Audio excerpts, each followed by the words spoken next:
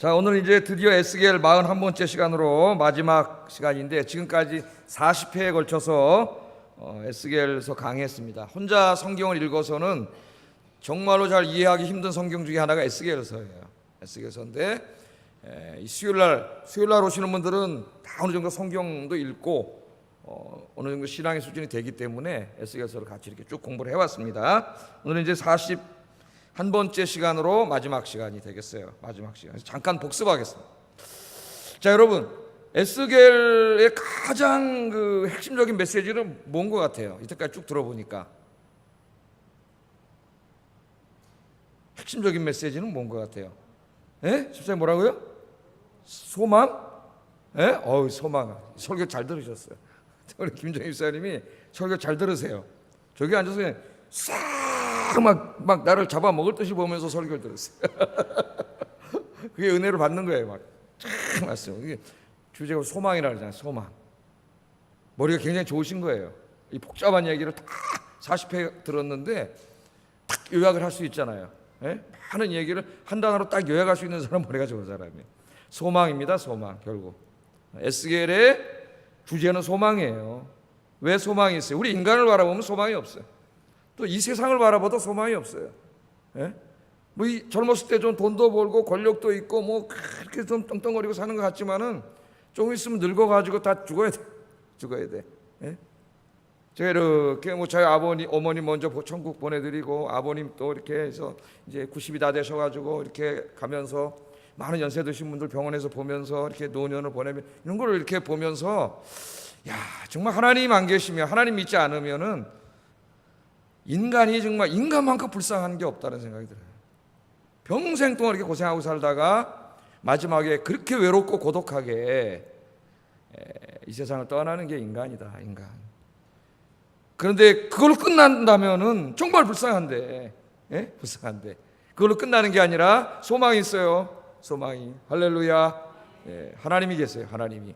우리가 사는 세상은 어차피 죄와 죽음과 고통과 슬픔과 눈물이 지배하는 세상입니다. 잠깐이면 다 내려놓고 갈 수밖에 없는 인생들이에요. 우리가 그런 땅에서 그 짧은 인생을 살면서도 수많은 눈물과 고통 속에 살고 있잖아요. 잠시 기쁨도 있고 즐거움도 있지만은 결국은 그렇게 떠나야 돼요. 요새 또 이렇게 저희 아버님이 이렇게 생각하면서 감정이입이 되는 거죠. 기도하고 그러면서 아버님에서 감정이입이 되면서 밤에 잠이 잘 안 와요. 얼마나 외로울까, 얼마나 고독할까. 한 30년 후면 제가 이제 저도 저렇게 돼서 이제 하나님 품에 가야 되는데 그때 그게 생각이 되는 거죠. 우리 아버님에 대한 그 연민의 정뿐만 아니라 한 인간에 대한 연민의 정이 들더라고요. 인간에 대한 연민의 정이. 우리 인간 그런 세상인데 그러나 그걸로 끝나는 게 아니라 하나님께서 여러분 어떻게 우리 다 죽은 자들 부활하게 하셨어요. 그죠? 영원한 생명을 주시고 또 이 세상 죄로 다 이렇게 망가져가지고 죽음과 고통과 질병이 지배하는 이 세상을 하나님이 새롭게 회복시키셔가지고 그 땅에서 우리를 영원히 살게 하시니까 그게 우리의 뭐예요? 소망이에요. 기독교의 소망을 이 엉뚱한 사람들이 이 땅에서 돈 벌고 잘 사는 것으로 바꿔버렸어요. 이 복음의 왜곡이에요. 그게 바로 소망이에요. 그래서 이 땅에는 소망이 없지만 인간을 바라보면 소망이 없지만 하나님이 계시기에 소망이 있습니다. 그래서 제가 보니까요 하나님밖에 소망이 될 수가 없어요. 인간에게 결국은 다 놓고 죽어야 돼. 인간이 가야 돼. 그때 내가 붙잡을 하나님이 없다면은 정말 인생은 불쌍한 거예요. 그래서 여러분 하나님께서 이 메시지를 지금으로부터 한 몇 년 전입니까? 한 2500여 년 전에 에스겔에게 주셨죠. 에스겔 말씀을 에스겔에게 주셨잖아요. 그래서 네가 이 말씀을 가지고 가서 네 민족과 열방에게 전해라. 네가 이 세상을 구원하는 파수꾼이 되라. 그렇게 사명을 주셨잖아요. 그래서 오늘 오신 여러분들이 이제 소망의 메시지를 가지고 세상에 나가서 증거하고 이 세상을 구원하는 여러분들 에스겔과 같은 파수꾼이 되시기를 주의 이름으로 축복합니다. 이 소망을 마음에 가진 자만이 이 사명을 감당할 수가 있어요. 그래서 하나님이 에스겔이라고 하는 말씀을 주신 거예요. 비록 2500년 전에 이 말씀이 이스라엘이라고 하는 역사와 또 그들의 문화와 그들의 언어와 또 그들의 특별한 그 율법이라고 하는 성전이라고 하는 이러한 것 속에서 주어졌기 때문에 그들의 언어로 주어졌어요. 그래서 우리가 참 이해하기가 어려워요. 읽기도 어렵고. 그래서 여기 목사가 있는 거죠. 그래서 제가 이걸 해석을 해드리잖아요. 해석을 하고 21세기 적용을 해드리고. 그래서 이 말씀을 듣는 중에 이 여호와 삼만대 오늘도 제목이 하나님이 새롭게 창조하실 그 새로운 땅, 새하늘과 새 땅, 그 땅의 이름이 뭐예요? 여호와 삼마예요. 여호와 삼마. 그 무슨 뜻이라 그랬죠? 여호와께서 거기 계신다. 계신다. 여호와께서 계신다. 여러분 안에 하나님이 계십니까? 여러분 여호와 삼마의 인생이 됩니다. 여러분 가정에 하나님이 계십니까? 그럼 여러분 가정에 여호와 삼마. 여러분 직장에 하나님이 계십니까? 그런 인생을 여러분이 산다면 여러분 직장에 여호와 삼마가 되는 거예요. 그래서 오늘부터 여러분 여호와 삼마의 인생이 되시기를 주의 이름으로 축복합니다. 에스겔서 이제까지 크게 세 부분으로 나누어서 공부했어요. 크게 세 부분으로 나눠서 공부했어요. 1장부터 24장까지는 주전 586년 예루살렘이 멸망하기 이전까지 예루살렘에게 이스라엘의 수도인 예루살렘, 특별히 그 선택받은 백성들에게 주어진 하나님의 말씀. 핵심이 뭐예요? 우상 숭배하고 죄 짓던 삶에서 돌아서서 회개하고 하나님께로 돌아오라는 거예요. 하나님께로 돌아와야 살 길이 있다는 거죠. 핵심이에요. 그 다음에 25장에서 32장까지는 이스라엘 주변에 있는 열방에 대한 하나님의 말씀이죠. 하나님은 이스라엘이라고 하는 조그만 민족의 하나님만이 아니라 온 세상의 하나님이세요. 인간의 역사를 섭리하시는 역사의 주인 하나님이시고, 여기까지는 지구뿐만 아니라 온 우주를 창조하시는 하나님이세요. 그 하나님임을 보여줘요. 하나님은 단지 우리 믿는 사람들에게만 하나님이 아니라 지금도 이 전 세계 우주와 인간의 역사를 지배하는 하나님인 줄로 믿습니다. 메시지는 같아요. 회개하고 하나님께로 돌아와야 구원받을 수 있다고 하는 메시지입니다. 이제 우리가 이걸 공부했고, 세 번째 마지막은 33장부터 이제 48장까지를 우리가 공부했는데, 여기는 이제 소망의 메시지예요. 예루살렘이 함락된 586년부터 571년 사이에, 이 사이에 선포된 이 하나님의 말씀입니다. 하나님 말씀. 근데 여기는 소망이에요. 1장부터 32장까지는 그렇게 에스겔을 통해서 하나님이 말씀하셨는데도 불구하고 인간의 사악함 때문에 계속 죄를 져가지고 하나님의 심판을 받을 수밖에 없는 인간의 절망적인 모습을 보여주고 있다면, 그럼 끝이지 뭐. 인간이 죄 짓고 하나님 심판받아서 다 지옥 가는 거죠. 그런데 우리 하나님은 인간을 사랑하시기 때문에 저와 여러분을 33장부터 우리를 구원하시고 치유하시는 이야기를 들려주세요. 그게 이제 33장부터 48장까지인데 그걸 두 부분으로 나누어서 공부를 했어요. 이때까지 33장에서 39장까지는 이스라엘의 회복 원. 그래서 여기 대표적인 말씀 뭐가 생각나세요? 어떻게 회복시켜줬어요? 그럼 에스겔을 데리고 저 산골짜기로 들어갔더니 뭐가 있어요? 죽은 지 오래된 뼈다구들, 해골 뼈다구들이 쫙 공동묘지에 그냥 죽은 지 오래돼서 진액이 다 비틀어졌는데 거기 하나님의 생기가 쫙 불어오니까 어떻게 돼? 하나님의 말씀이 선포되고 생기가 불어오니까 그 뼈들이 짝을 맞추고 살이 붙고 힘줄이 붙어가지고 큰 군대처럼 부활하는 그런 모습을 여기 보여주었죠. 그리고 38장 39장 마지막에는 이 인간 세상을 이게 고통을 주는 마곡, 곡과 마곡의 세력들 생각나세요? 아마겟돈 전쟁 생각나세요? 안 나세요? 이 악의 세력들을 하나님이 마지막으로 심판하시는, 그리고 하나님 백성들을 구원하시는 내용들을 우리가 33장에서 39장까지 공부했습니다. 좀 정리가 되세요? 그리고 이제 최근에 공부한 게 40장부터 48장까지는 하나님 우리가 살고 있는 이 죄로 오염되고 파괴된 세상을 이대로 내버려 두지 않고 하나님이 다 치유하시는 내용이에요. 치유하시는 내용. 가장 여러분 생각나는 게 뭐예요? 여기서 생각나는 게, 예?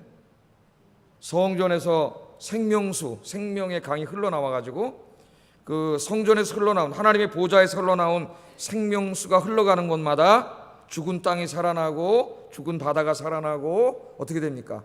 나무가 자라고 꽃이 피고 에덴 동산 같은 천국이 확 이루어지면서 이 죄악으로 황량해진 이 세상이 다 새롭게 살아나는 그 엄청난 우리가 그 환상을 봤잖아요. 이제 그렇게 될 거예요. 하나님 살리는 그런 걸 좀 봤죠. 그래서 이제 40장 48장이 우리가 가장 생각나는 게 그 그림인데, 이 40장에서 48장을 우리가 세 부분으로 나누어서 공부했어요. 그러니까 이사야의 세 번째 파트를 세 부 나누었는데, 40장 1절에서 43장 12절까지는 뭡니까? 하나님께서 에스겔을 데리고 어디로 데려갔어요? 다 불타서 없어진 예루살렘 성전이 있는 그 산꼭대기로 데리고 가셔가지고 환상 중에 다 무너진 그 성전터를 바라보게 하는데, 무너진 성전터가 보인 게 아니라 하나님이 지으실 새 성전을 보여주셨죠. 환상 중에 새 성전을. 그 환상 중에 본 겁니다. 성전은 없어요. 다 불타 없어졌어요. 이스라엘이 죄 져가지고, 여러분 죄를 지면은 하나님의 성전도 심판을 받아요. 그걸 알아야 돼요. 하나님의 성전이 심판을 받고 대제사장은 맞아 죽었습니다. 대제사장이라고 봐줄 것 같아요? 하나님이 목사라고 봐줄 것 같아요? 더 하나님의 책망을 받아요. 여러분 직분을 받을수록 더 큰 책망을 받아요. 하나님 앞에. 맞아 죽었어요. 제사장은 두드러 맞아 죽었어요. 성전은 다 불타서 없어져 버렸어요. 그런데 그 절망적인 상황, 완전히 절망이지 뭐. 그런데 하나님이 다 환상 중에 하나님이 지으신 새 성전을 보여주시고, 그 새 성전 제가 그림으로 보여드렸잖아요. 그 에스겔을 데리고 어떻게 해서 천사를 보내셔가지고 성전을 다 투어시켜 주셨죠. 다 투어시켜 주셨어요. 그 구경을 다 시켜 주신 다음에, 그 다음에 이제 투어를 시작했던 성전 동쪽 문으로 이렇게 나와서 성전 안을 이렇게 거꾸로 바라봤더니, 와, 그 성전에 누가 계세요? 하나님의 영광이 가득했잖아요. 에스겔 11장에 보면은 이스라엘이 성전에서도 죄를 지니까 하나님의 영광이 떠나버렸는데, 여러분 하나님의 영광이 떠나면 끝이에요. 여러분 가정에서 하나님의 영광이 떠나면 끝이에요. 교회에서 하나님의 영광이 떠나면 끝이에요. 그 소망 없는 거예요. 거기는. 우리 교회는 단순히 예배당이 아니라 뭐가 되어야 된다 그랬어요? 하나님의 영광이 거하시는 성전이 되어야 된다 그랬죠. 여러분의 마음도, 여러분 마음에 누가 계세요? 하나님이 계시잖아요. 그 여러분의 성전이에요. 성전. 그 하나님의 영광이 성전에 가득 찬 그 영광스러운 모습, 그걸 받지 않습니까? 그게 첫 번째 부분이고, 이제 두 번째 부분은 43장 13절부터 46장 24절까지 공부했는데, 하나님의 성전에 왜 찾아오셨어요? 혼자 계시려고 찾아왔나요? 하나님의 백성들을 만나서 영적인 교제를 하시기 위해서 찾아오신 거예요. 하나님께서. 그 하나님과 만나서 영적인 교제를 하는 게 뭐예요? 지금 여러분이 드리는 예배예요. 예배. 우리 교회 안에 하나님의 영광이 가득한데, 여러분이 하나님을 만나서 영적으로 교제하려고 오신 거예요. 하나님이 기다리고 계세요. 기다리고 계세요. 그래서 성전에서 하나님을 예배하는 내용인데, 성전에 와서 예배하는 자는 어떻게 해야 된다고요? 거룩해야 된다 그랬죠. 거룩해야 된다고. 그래서 속죄 제단을 일주일 동안 하나님 깨끗하게 하시고 정결하게 하세요. 여러분 죄 져요 안 져요? 죄 3일 동안 짓고 오셨잖아요. 그거 어떻게 예배 못 드리는데 원래는? 그래서 어떻게 하라 그랬어요? 매일매일 하나님 앞에 하루를 결산하라 그랬죠. 주무시기 전에 잠깐이라도 이불에 누워서라도 오늘 하루를 돌아보면서, 하루를 놓치면 안 돼요. 매일매일 자기 삶을 되돌아보고 부끄럽게 살았던 것도 회개하고, 또 예배 드릴 때도 조금 일찍 와서 기도하면서 자신을 하나님 앞에 드릴 수 있는 정결하게 거룩한 사람으로 준비하는 예배를 드리시기를 주의 이름으로 축복합니다. 그 예배가 회복돼. 그 다음에 이제 세 번째 47장에서 1절에서 48장 35절, 지난주부터 공부를 했는데, 이 성전에서 이제 그 예배를 드리는데, 에스겔이 또 보니까 성전 그 보좌에서 갑자기 물이 컬컬컬컬컬컬 새나와. 물이 컬컬컬 새나오더니, 이 물이 막 흘러나가가지고 동쪽 문으로 흘러나가잖아요. 그래서 에스겔 이렇게 쫓아나와가지고, 동쪽 문은 닫혀 있었잖아요. 하나님 들어갔기 때문에 성전문을 닫아놓으라 그랬어요. 하나님이. 그 뭐냐면 하나님이 안 떠나시겠다는 거예요 이제는. 그래서 북쪽 문으로 나갔죠. 에스겔이 북쪽 문으로 나가서 동쪽 문으로 가봤더니 그 성전물이 막 흘러나가가지고 이스라엘의 그 광야를 통해서 막 흘러나가는데, 맨 처음에는 그 물이 발목 정도 높이로 흘렀는데, 그 다음에는 계속 물이 흘러나오니까 무릎까지 차더니, 그 다음에는 허리까지. 에스겔 보고 다 직접 건너다니면서 재라 했어요. 그 마지막에는 에스겔 키를 훌쩍 넘는 큰 강을 이뤄가지고, 헤엄을 치지 않으면 건널 수 없는 강이 됐는데, 그 강물이 흐르는 양쪽 곁에 죽은 것들이 다 생명이 살아나는 거예요. 광야가 살아나서 나무가 자라고 숲이 이루어지고, 열매가 맺히고, 그 물이 막 죽은 사해 바다로 들어갔더니 죽은 바다가 살아나서 온갖 종의 물고기들이 다 몰려오고 어부들이 다시 몰려와서 어촌이 생기고 그물을 쳐서 고기를 잡고, 이 그림이 뭐예요? 지금 이 그림이 보여주는 게 치유와 회복이에요. 그 여러분, 진짜 성령님께서 여러분 안에 들어오셔서 여러분이 성령 충만하면은 치유와 회복이 반드시 일어납니다. 오늘이 그런 시간이 되길 바랍니다. 그래서 기도하셔야 돼요. 기도하시고 말씀 읽고 성령 충만하도록, 내 안에 세상 충만하지 말고, 성령 충만하면 치유와 회복이 일어나요. 그래서 땅이 다 회복됐죠. 다 회복된 다음에 이제 하나님께서 그 땅을 사랑하는 백성들에게 어떻게 해요? 나누어 주는 게 오늘 우리가 읽은 말씀이에요. 나누어 주셨어요. 땅을 다 나누어 줬습니다. 자, 이게 이제 한번 여러분 다시 한번 생각을 해봅시다. 지금 하나님의 선택받은 이스라엘 백성인데 그들이 죄를 지음으로 말미암아 하나님의 심판을 받아서 나라를 빼앗기고 나라는 망하고 성전도 불타고, 에스겔과 또 상당수의 사람들은 바벨론의 볼모로 끌려가 가지고 그발 강가 근처에서 살고 있어요. 소식을 들으니까 예루살렘이 불타고 다 무너졌고 성전도 불타서 없어졌다는 소식이 들려와. 여러분, 이런 소식을 들으면 어떻게 되겠어요? 절망하겠죠. 절망하고 주저앉은 거예요. 인간은 연약해요. 마치 여러분 터널 안에 들어왔는데 터널을 빠져나가야 되겠는데 아무리 가도 터널 끝이 보이질 않는 거예요. 계속 가도 터널 아니야. 그러면 어떻게 돼요? 절망이 확 몰려옵니다. 두려움과 절망이 몰려요. 여러분, 우리 인간이 절망하고 지칠 때가 언제냐면은 끝을 알 수 없을 때예요. 힘들다고 넘어지는 게 아니에요. 끝이 보이면 넘어지지 않아요. 가면 되니까. 끝이 보이지 않아. 이게 언제 끝날지 알 수가 없어. 그럼 인간이 절망하는 거예요. 그런 절망스러운 순간이에요, 지금이. 그 순간에 하나님께서 찾아오셔서 이 영광스러운 회복, 치유와 회복의 환상을 이 사람들에게 다 이렇게 보여주신 거예요. 하나님께서 다 보여주셨어요. 다 치유하시고 회복하시는 영광스러운 그림을 하나님께서 보여주십니다. 그 이 땅의 이름이 뭐라 그랬어요 아까? 여호와 삼마. 그래서 여러분, 오늘부터 하나님이 이 땅에 새롭게 하실 그 여호와 삼마의 땅, 그걸 신약 성경에서 뭐라 그래요? 하나님 나라라고 하기도 하고 천국이라고도 해요. 우리가 천국은 조금 의미가 변질될 수 있기 때문에 잘 안 쓰려고 그러죠. 왜냐하면 천국 그러면 하늘에 있는 집, 나라, 하늘에 있는 나라다 보니까 마치 하나님의 나라가 여기는 아니고 어디 저 하늘 어디에서 이루어질 것 같다는 인상을 줘요. 잘못된 인상을. 하늘들의 나라, 하나님의 나라는 이 땅을 하나님이 치유하고 새롭게 하시는 거죠. 이 죄와 죽음의 질서, 슬픔과 눈물과 고통의 이 세상을 치유하시고 이것을 치유하고 회복하는 것인데, 천국 그러면 자칫 잘못하면 하늘이라는 자꾸 인상을 주기 때문에 많은 사람들이 잘못 알고 있어요. 천국이 어디 저 위에 있다고 생각하고 있어요. 그래서 하나님 나라라고 하는 말은, 또는 새 하늘과 새 땅이라고 하기도 하고, 또는 요한계시록에 새 예루살렘이라고 하기도 하고, 이게 다 같은 의미죠. 같은 의미지.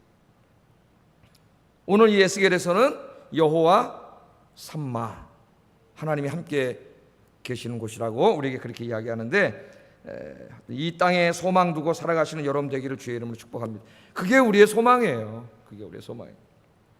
자, 이 47장 48장 전체 이야기는 하나님께서 새롭게 회복하신 땅을 이스라엘 12지파에게 나누어지는 그림인데, 지난주에도 우리가 잠깐 공부했지만 이 나누어지는 땅을 보면은 민수기 34장에 하나님이 모세에게 이 가나안 땅을 나눠줄 때의 경계와 거의 비슷하다 그랬어요.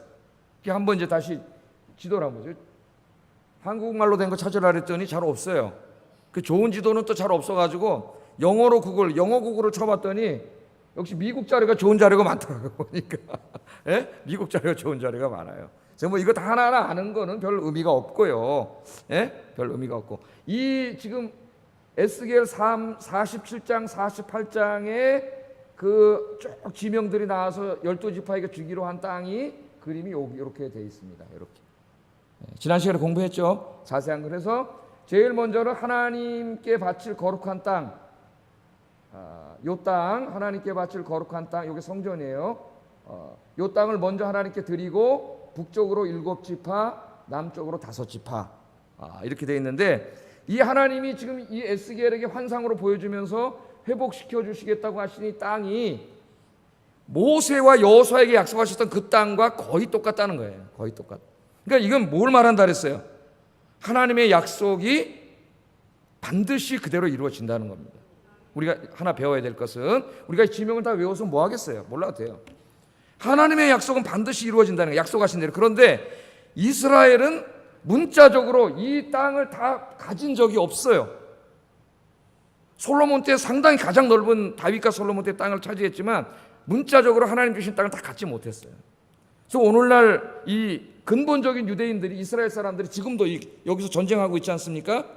모세에게 약속하신 이 땅을 다 문자적으로 자기들이 가져야 된다는 거예요. 하나님이 주셨다는 거예요. 그래서 피에로 팔레스틴 해방기구와 이 땅을 공유하면 안 된다는 거예요. 그래서 전쟁을 해야 된다는 거예요. 여기 가자지구 이쪽 지금 놓고 전쟁하잖아요. 이스라엘의 또 평화주의자들은 그게 아니다, 이 말씀이 그런 말씀이 아니다, 그래가지고 여기는 그들이 살게 하고 우리는 이쪽에 살자, 이 평화주의자들이에요. 평화주의자들. 미국에서도 이 부시 같은 보수 정권, 이 근본주의자들, 이런 신앙을 가진 보수 정권, 보수 기독교인들이 정권을 잡았을 때는 그런 이 전체를 이스라엘이 가져야 될 것 같은 이런 생각을 가진 사람들이 많이 있어요. 특별히 그 신학의 이제 세대주의자라고 하는 사람들이 성경을 문자적으로 해석을 해가지고 그렇게 해석하는 사람들도 있습니다.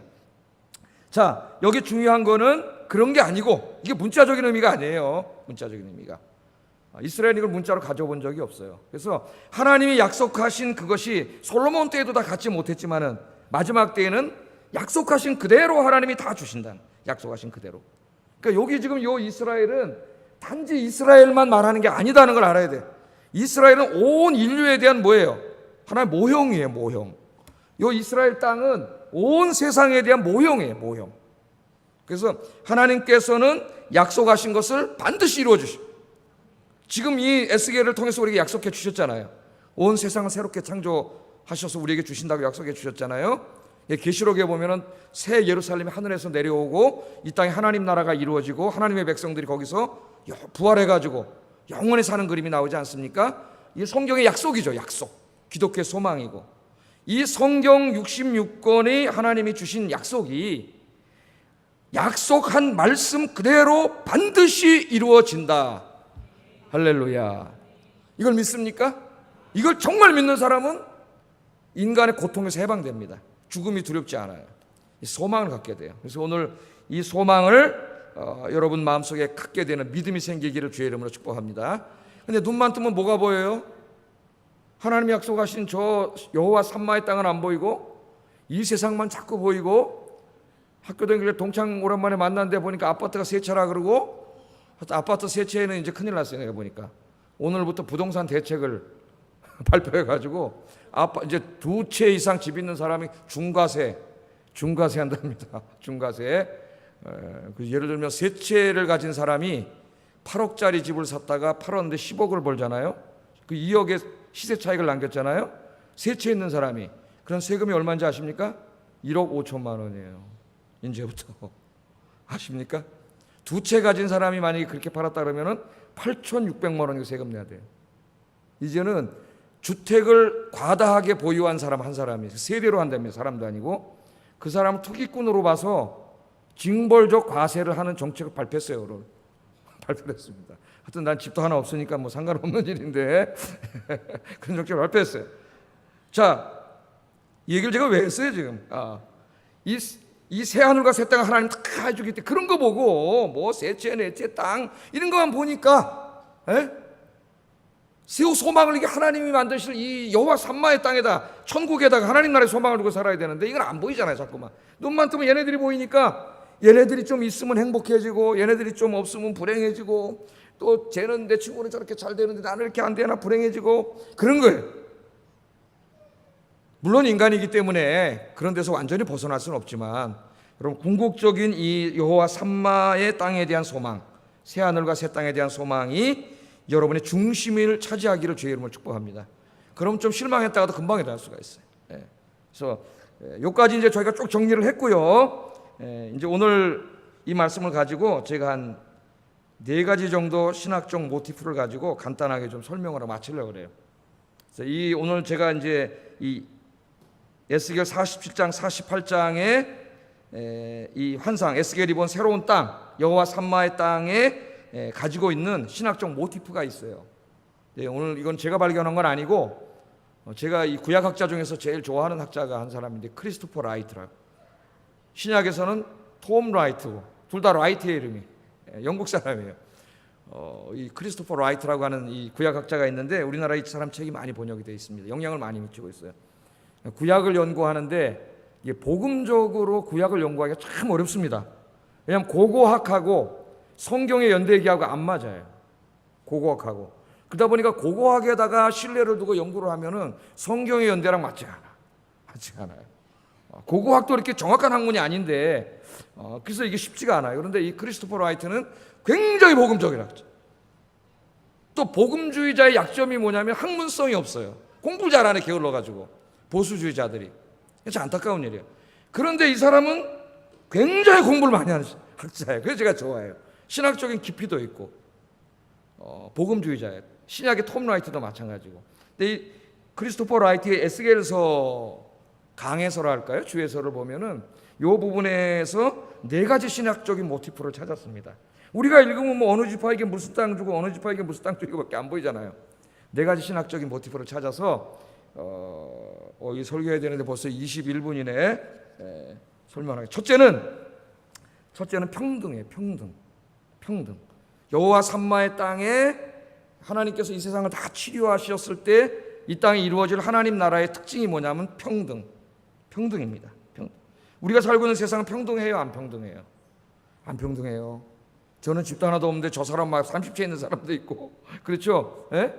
난 돈 하나도 없는데 몇십억 있는 사람도 있고, 평등하지가 않아요. 근데 여호와의 삼마의 땅은 모든 사람들이 풍족하게 먹고 살 수 있을 만큼 풍요로울 뿐만 아니라 빈부의 차이가 없이 평화롭게 살아가는 평등한 땅입니다. 평등의 땅. 47장 14절 한번 읽어보겠습니다. 시작.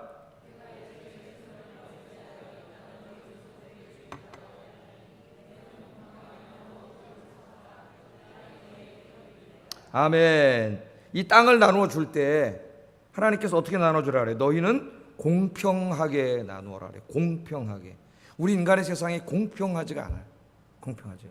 그래서 우리에게 불만이 생기는. 여러분, 공평하지 않으면 우리 마음속에 뭐가 생겨요? 불만이 생겨요. 그래서 지도자들에게 제일 중요한 거는 공평해야 돼요. 공평. 일관성이 있어야 돼.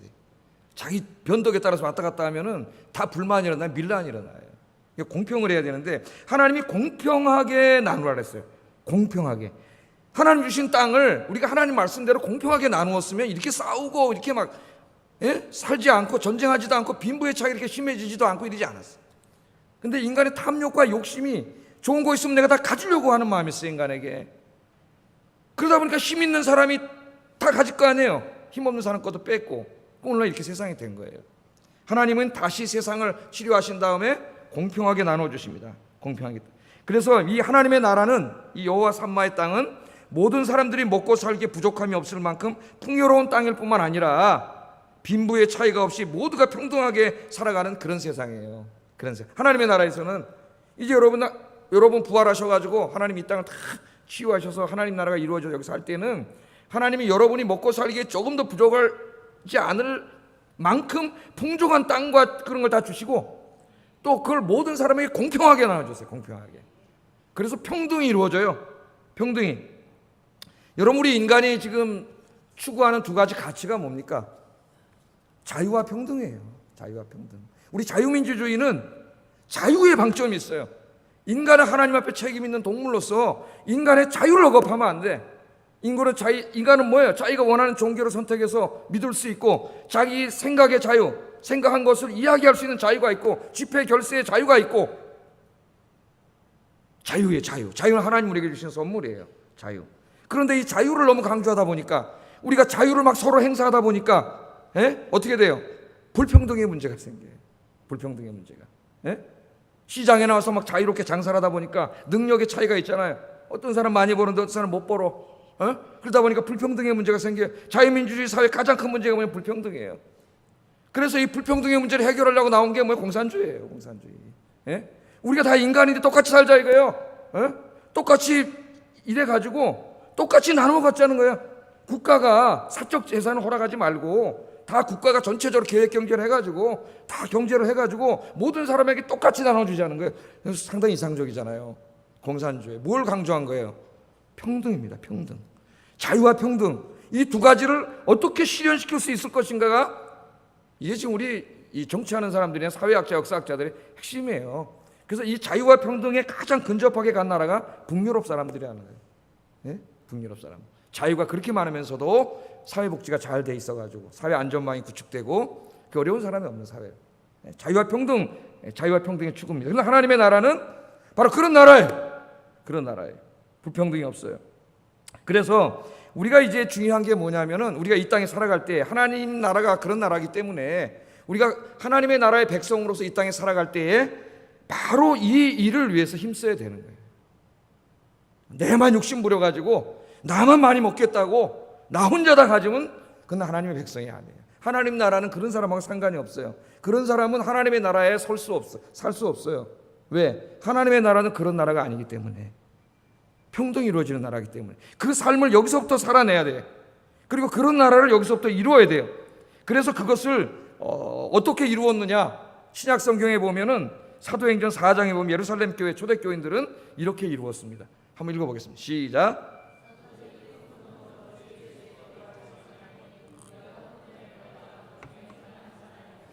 이는 밭과 집 있는 자는 팔아 그 판 것의 값을 가져다가 사도들의 발 앞에 두매 그들이 각 사람의 필요를 따라 나누어 줌이라. 구브로에 선한 레위족 사람이 있으니 이름은 요셉이라. 사도들이 일컬어 바나바라 번역하면 위로의 아들이라 하니 그가 밭이 있음에 팔아 그 값을 가지고 사도들의 발 앞에 두니라. 아멘. 자, 사도들의 설교를 듣고 은혜를 받았으면 은혜를 받았다 그랬죠. 예? 은혜를 받아 그 중에 가난한 사람이 없으니 이게 뭐 연결이 잘 안 되잖아요. 은혜를 받아서 그 다음부터 예배를 잘 때는 등, 뭐 전도를 잘했다는 등 이렇게 나와야 되는데 은혜를 받았는데 가난한 사람이 없어졌다는 게 무슨 말이에요? 예?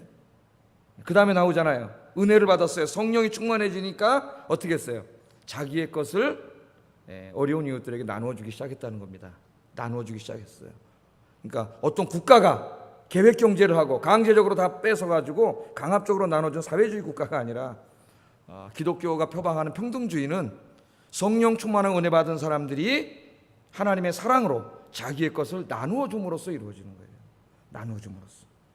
이것을 이제 우리 기독교 좌파들이 잘못 해석을 해가지고 기독교를 무슨 사회주의니 뭐 이렇게 주장을 하게 된 겁니다. 여러분, 나누어 줌으로써 이루어지는 거예요. 자, 이걸 잘 보세요, 여러분. 성령이 우리 안에 오셨을 때 이들이 은혜를 받았는데 그 은혜를 받으니까 어떤 현상이 일어났냐면은 나 아닌 다른 사람이 보이기 시작한 거예요. 우리 인간은 굉장히 이기적인 동물입니다. 죄진 인간의 가장 큰 특징이 자기밖에 모르는 거예요. 자기중심주의예요. 자기밖에 모르는 거예요. 그래서 돈 벌으면 어떻게 돼요?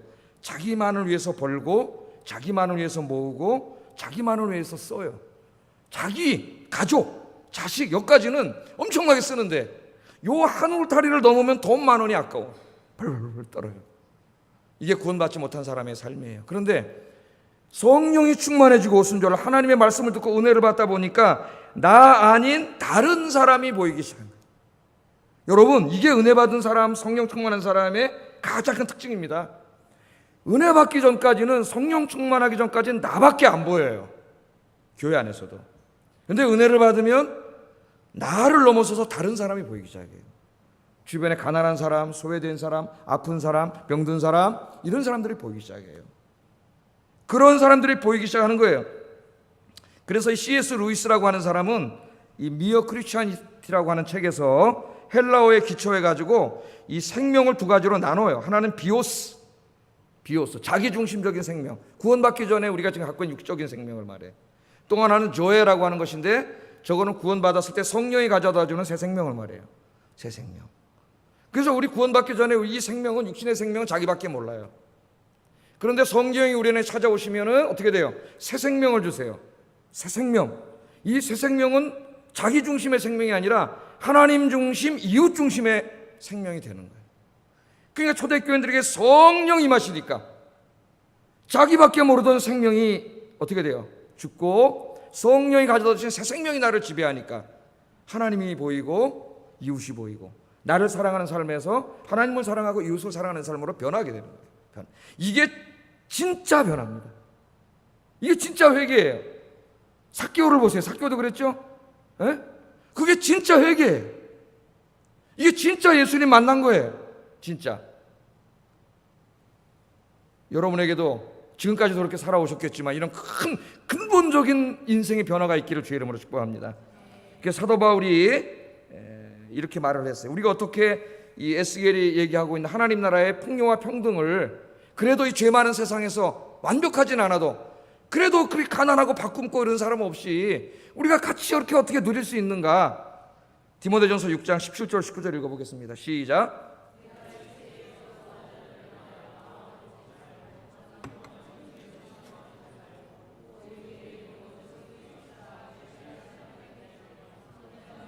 선한 사업을 많이 하고 나누어 주기를 좋아하며 너그러운 자가 되게 하라. 이것이 장래에 자기를 위해 좋은 터를 쌓아 참된 생명을 취하는 것이니라. 아멘. 선을 행하고 선한 사업을 많이 하고 나누어 주기를 어떻게 하라고요? 아까워하라? 좋아하며 여러분 주는 거 좋아하게 되기를 바랍니다. 주는 거 한번 주는 거 여러분 저 기분 이렇게 주는 거 한번 좋아하게 되면은 정말 주는 것만큼 기분 좋은 게 없어요.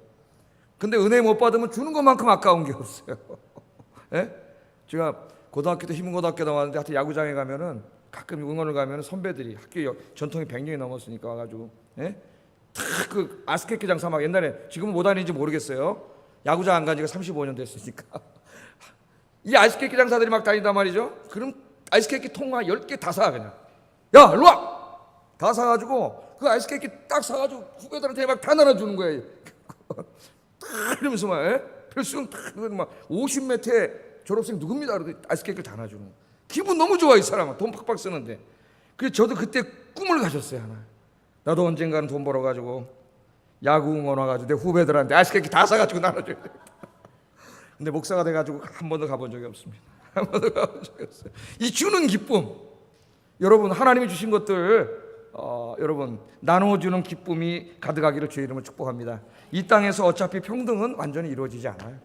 그러나 그렇다고 좌절하지 말고 하나님 주신 것들을 나누면서 우리 사회 지금 가장 크게 불평등의 문제 아닙니까? 여러분 사회복지를 해라 국가에서 뭐래 국가에서 다 할 수 없어요. 여러분 세금 엄청나게 올려야 돼. 그러면 세금 내라면 안 내잖아요. 그럼 조세저항이 일어나요. 우리 교회가 여러분의 삶에서 여러분 주변에 있는 분들을 그렇게 해주었어. 하나님 나라의 여호와 산마의 땅에 그 풍요와 평등이 미약하더라 할지라도 이루어지기를 주의 이름으로 축복합니다. 두 번째 이 여호와 산마의 땅에서 보여주는 신학적 모티프는 정의예요. 정의입니다. 여호와 산마의 땅은 하나님의 정의가 실현되는 정의로운 땅이에요. 45장 8절 한번 읽어보겠습니다. 시작.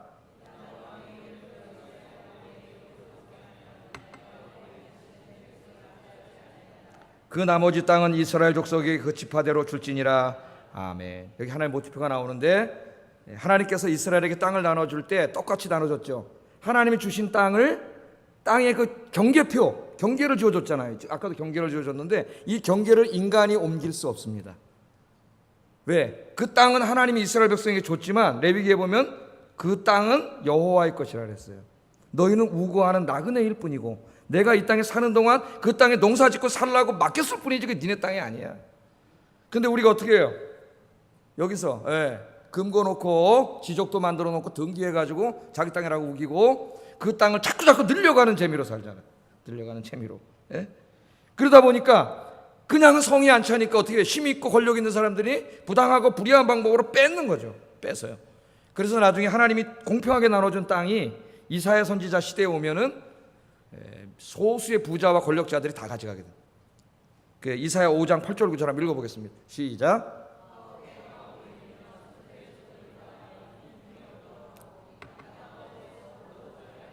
화 있을진저 만군의 여호와께서 내 귀에 말씀하시되 정령이 허다한 가옥이 황폐하리니 크고 아름다울지라도 거주할 자가 없을 것이며. 아멘. 뭐라 그래요? 가옥에 가옥을 이으며 전토에 전토를 더하고. 지금 이거예요. 한 채 있으면 되는데 뭐 이렇게 욕심부리하고 또 사고 투기를 자꾸 하니까 집은 정해져 있고 투기를 하다 보니까 가수요가 생겨가지고 집값이 올라갈 수밖에 없잖아요. 사과가 3개밖에 없는데 살려는 사람이 10명이면 가격이 올라가겠죠. 한 사람이면 가격이 내려가겠고. 그럼 원래는 살려는 사람 3사람밖에 없는데 얘네들이 투기를 하려고 막 사들이기 시작하니까 집값이 막 거품 가게 올라가가지고 실제로 그 집에서 살려는 사람들이 살 수가 없는 불의한 사회가 만들어지. 우리나라 대표적인 나라예요. 우리나라 땅을 팔으면 미국 땅을 살 수가 있는 모순이 생깁니다.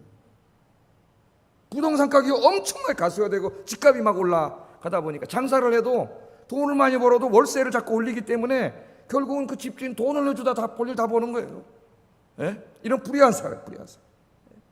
가옥에 가옥을 입고 전투에 전투를 그걸 다 가져서 뭐 하겠다고? 뭐 하겠다고? 이게 뭐예요? 인간의 사회를 불의하게 만드는 핵심이 뭐냐면은 욕심이에요. 탐욕. 탐욕은 우상 숭배이니라. 아멘. 그래서 탐욕은 우상 숭배예요. 여러분, 탐욕. 그래서 십계명에서도 내 이웃의 재산을 탐내지 말고 네 이웃의 아내를 탐내지 말라. 탐욕이. 하나님이 주신 탐욕의 반대는 뭐예요? 자족이에요. 자족. 그래서 디모데전서 6장을 읽어보면은 자족하는 마음을 가져라. 자족하는 마음은 감사하는 마음이에요. 감사하는 마음은 뭡니까? 하나님이 나에게 주신 것에 감사하는 거예요. 그냥 만족하는 거예요. 탐욕과 욕심의 반대말이 자족과 감사예요. 감사. 하나님 주신 거 있으면 되는데 너무 욕심을 부리는 거예요, 사람들이. 여러분, 그래서 그 에리크 프롬이 쓴 그 소유냐 존재냐라고 하는 책에 보면 이런 재밌는 얘기가 나와요. 어떤 사람이 산을 이렇게 가는데 예쁜 꽃이 있어요. 꽃이. 그 사람이 꽃이 있으니까는 갖고 싶어. 아, 저거 우리 집에다 갖다 꽂아놔야지. 딱 꺾었어요. 꺾고 자기 집 화병에다 갖다가 딱 꽂아놨어요. 자, 자기 혼자 보지만 다른 사람들은 봐요, 못 봐요? 못 보잖아. 그 산을 지나다니는 사람이 많은데 이런 사람이 그냥 소유의 삶을 사는 사람이라는 거예요. 그래서 오늘날 인간 사회가 이렇게 된 거예요. 그런데 어떤 사람은 지나갔습니다. 또 어떤 사람이 근데 이쁜 꽃이 있어요. 너무 이뻐. 그런데 그 꽃이 거기에 있는 것으로 너무 행복해요. 아, 꽃을 보고 이렇게 생각하는 거죠. 내가 이렇게 행복한데 이 길 지나가는 다른 사람들이 꽃을 보고 얼마나 행복할까. 그래서 꽃을 꺾지 않아요. 그냥 지나가요. 다른 사람도 함께 누릴 수 있도록. 그 뭔 삶을 사느냐? 그 사람은 바로 존재의 삶을 사는 거예요. 그런 삶을 살았던 사람이 예수님이라는 거예요. 그 사람 말이 예수님이고 부처고 뭐 그렇다는 거예요. 여러분, 우리 예수 믿는 사람들이 소유와 욕심에 입각한 삶을 살면 이 사회 불의한 사회가 됩니다. 모든 불의는 욕심이 만든 거예요. 탐욕이. 감사하세요. 자족하세요. 감사하고 자족하고 그렇게 살아가시는 여러분 되기를 주의 이름으로 축복합니다. 이 탐욕이라는 마음이 생기면은 엄청납니다, 여러분. 그리고 우리에게 탐욕과 욕심을 자꾸 자극하는 게 뭐예요? 광고예요, 광고. 광고에 속지 마세요. 광고는 뭐 하는 사람들이에요? 우리 안에 있는 탐욕을 자극시켜가지고 자꾸 물건 사게 만드는 사람, 필요 없는 물건을. 그 여러분, 백화점에 자주 가면 자꾸 사게 돼요. 그냥 백화점 사람들이 어떻게 할까요? 오게 하는 거예요, 사람들은. 오게 하려니까 어떻게 해요? 아줌마들이 좋아하는 거 갖다 놓는 거예요. 음식도 싸게 하고, 백화점 음식이 싸네. 놀기 좋게 만들어 놓고, 애들 놀이터 만들어 놓고, 애들 놀이터 데리고 왔다 백화점에 가면 보잖아요. 보면 사게 돼요, 사람이. 그 여러분이 이 백화점에 안 가도 요새는 텔레비전 홈쇼핑이라는 게 있어가지고 계속 나오네. 한 채널 걸러서 절로 가려면 중간에 하나 고쳐야 돼요. 얘네들이 나서 아줌마 뭐 하나 나와가지고 어떤 여자가 나와서 얘기를 하는데 제가 들어보니까 이 정말 허접한 옷 하나 갖고 나와서 여기 무슨 좀 구겨졌는데 또 그게 무슨 또 뭐 디자인이 어떻고 하여튼 거짓말을 해도 입에 침도 안 마르고 거짓말을 해가지고 본 사람 사고 싶게 만들더라고 진짜로. 그러니까 거기서 어떻게 전화해 계속 하는 거지만 택배가 계속 오는 거야. 계속 사고. 물론 필요한 건 사야 되겠지만 탐욕을 그 며칠 있으면 다 필요가 없어요. 그냥 저기 쌓여 있는 거예요. 그냥 이 돈으로 헌금 내면 하나님 앞에 얼마나 귀하게 쓰이는데 헌금 내라면 죽어도 안 내면서 그걸 그냥 계속 그렇게 막 돈을 하고 그렇잖아요, 여러분. 핸드폰 나온다 그러면 벌써 나오기 몇 달 전부터 인터넷 기사를 막 돈 주고 써가지고 막 궁금증을 유발시키고 막 이래가지고 계속 우리 인간의 마음속에 보니까 저도 거기 유혹돼요. 저 하나 사고 싶은 마음이 막 들고 탐욕이야, 탐욕과 욕심. 여러분 이런 것들 다 내려놓고 하나님이 주신 나의 삶에 감사하면서 여러분 좋은 것들 있으면 아까 어디에 힘쓰라 그랬어요? 선한 일에, 좋은 일에 힘쓰시기를 주의 이름으로 축복합니다. 그래서 정의로운 사회 만드시기 바랍니다. 세 번째, 하나님 나라 여호와 삼마의 특징이 뭐냐? 모든 사람들이 싸우지 않고 다투지 않고 사랑으로 한 가족이 된 나라예요. 한 가족이. 지금은 여러분 그러지 않잖아요. 지금은 싸우잖아요, 그죠? 우리나라의 조그만 나라인데도 동서로 나뉘어서 남북으로 나뉘어서 싸우고 지금 이 북한이 핵미사일을 개발해가지고 지금 미국 LA까지 날아간답니다. 예? 지금 우리나라 전쟁 일촉즉발에 지금 트럼프라고는 예측 불가능한 사람이 지금 써가지고 지금 북한을 공격할까 말까를 지금 주판을 튀기고 있어요. 예? 지금 이런 상태에 우리가 있습니다. 우리는 믿음이 너무 좋아가지고 걱정을 안 해요. 우리 지금 전쟁 일촉즉발 지금 우리 이 나라가 있어. 이렇게 싸우고 이런 가운데서 우리나라 동서로 나눠서 싸우. 선거만 하면 진보 보수 동서 뭐 해가지고 우리나라 이 정말 이 조그만 나라에서 얼마나 싸우는지 싸울 정도가 아니라 서로 조롱하고 모욕하고 한번 인터넷을 보세요. 막 그 인간의 악랄함과 죄성이 그냥 다 드러나죠. 싸우고. 여러분 하나님 나라는 그런 나라가 아닌데 하나님 나라는 어떻게 돼요? 다 한 가족이야. 한 가족. 예? 다 한 가족이에요. 그래서 이 하나님 나라가 임하면은 여기 보면 이스라엘이 12지파에게 땅을 나눠주잖아요. 12지파가 어디서 다 없어졌는데 이미 에스겔 때는 유다 지파밖에 안 남았어요. 다 없어졌어요. 근데 12지파에게 땅을 똑같이 나눠준다 그래요. 예? 이게 벌써 문자적인 의미가 아니라 신학적인 의미라는 걸 알 수 있어요. 이게 신약으로 오면 어떻게 돼요? 12지파는 12사도로 바뀌어요. 예수님의 제자는 12사도로. 이스라엘은 뭘로 바뀌어요? 예수님을 믿는 교회, 성도들로 바뀌어요. 신약이 오면. 여러분들이 바로 이스라엘이에요. 영적인 이스라엘. 예? 여러분들에게 하나님이 아까 약속하신 거예요. 그게. 그런데 우리가 하나님 나라 가서 안 싸워요. 우리가 누구예요? 하나님 우리 아버지고 우리 다 한 가족이라니까요. 한 가족이에요. 그래서 우리들은 먼저 이 땅에서 우리 교회가 싸우지 말고 한 가족 때문에 이뤄야 돼요. 갈라디아 3장 28절 읽어보겠습니다. 시작.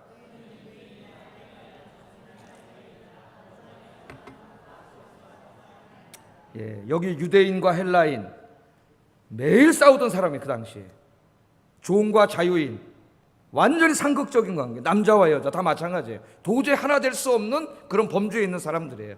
근데 이 사람들이 놀라운 일이 벌어졌는데 어느 날 바울이 전한 복음을 듣고 예수 믿고 이게 이제 교회 온 거지. 교회 오니까 유대인만 왔나 헬라인도 온 거예요. 남자만 왔나 여자도 온 거예요. 종만 왔나요? 귀족들도 온 거예요. 이들이 예수 안에서 하나가 되는 거예요. 그 싸우던 사람들이 그 바울이 선언한 거예요. 헬라인이나 유대인이나 종이나 자유나 남자나 여자나 그리스도 안에서 우리는 다 하나. 여기 하나란 말 한 가족이라는 말이에요. 한 가족이다. 하나님께서 다 그렇게 만들 거예요. 에베소 1장 10절 읽어보겠습니다. 시작.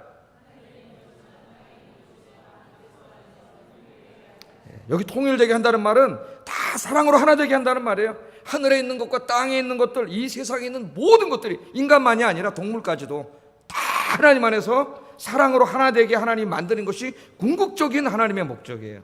그래서 하나님 나라에는 미움과 다툼이 없어요. 싸움이 없어요. 전쟁이 없어요. 그래서 남을 용서하지 못하고 미워하는 사람은 하나님 나라에 합당하지 않습니다. 왜? 그 나라에는 그런 나라가 아니에요. 용서하지 못하고 화해하지 못하는 사람은 하나님 나라에 들어갈 수 없어요. 그래서 왜? 그 나라는 그런 나라가 아니기 때문에. 용서가 있는 나라, 거기는 미움이 없는 나라예요. 근데 내가 미움을 가지고 그 나라에 들어갈 수가 없는 거예요. 그 나라에 합당하지가 않아요.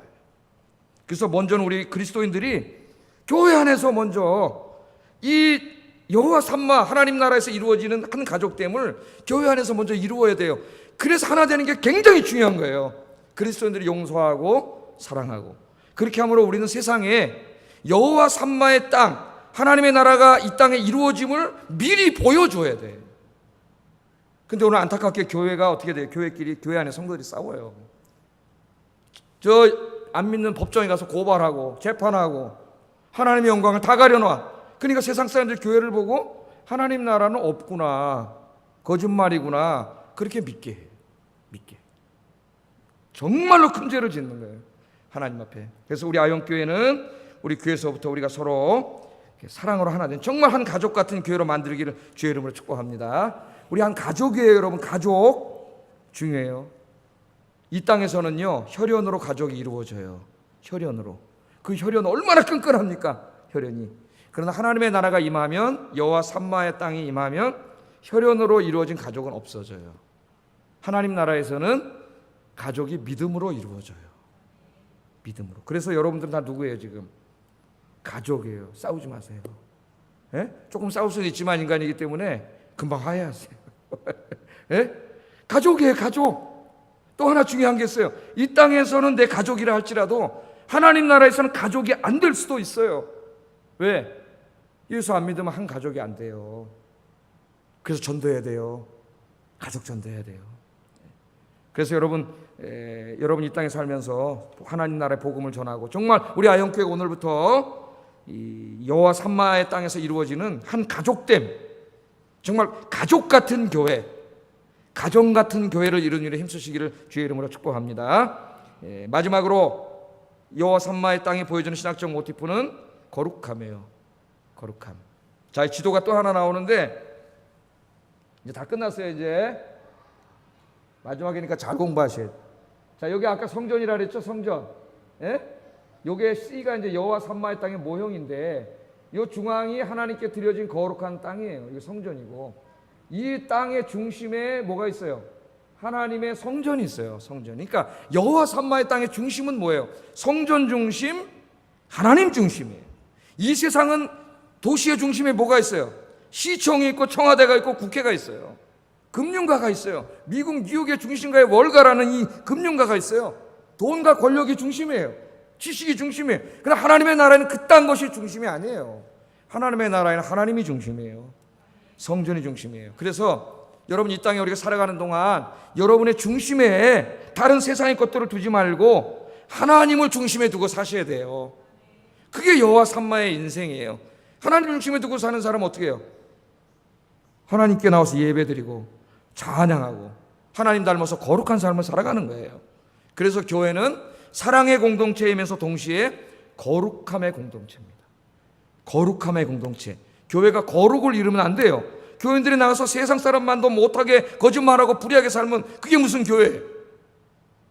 교회 파괴범이에요. 거룩해야 돼. 거룩한 성도들이 모여서 거룩하신 하나님께 예배드리는 그런 아영교회 만들기를 주의 이름으로 축복합니다. 기도하겠습니다. 하나님의 말씀, 이 약속의 말씀, 여호와 삼마의 약속의 말씀은 반드시 이루어진다. 반드시 이루어진다. 하나님, 오늘부터 세상에 소망 두지 말고 내 마음에 여호와 삼마, 여기에 소망 두고 살게 하여 주시옵소서. 기도하시고요. 여호와 삼마의 땅이 풍요와 평등, 정의, 사랑과 용서, 그리고 예배와 거룩의 땅임을 기억하고 이 땅에 하나님의 평등과 정의와 사랑과 거룩을 이루는 일에 힘쓰게 하여 주시옵소서. 앞에 보면서 같이 기도하겠습니다.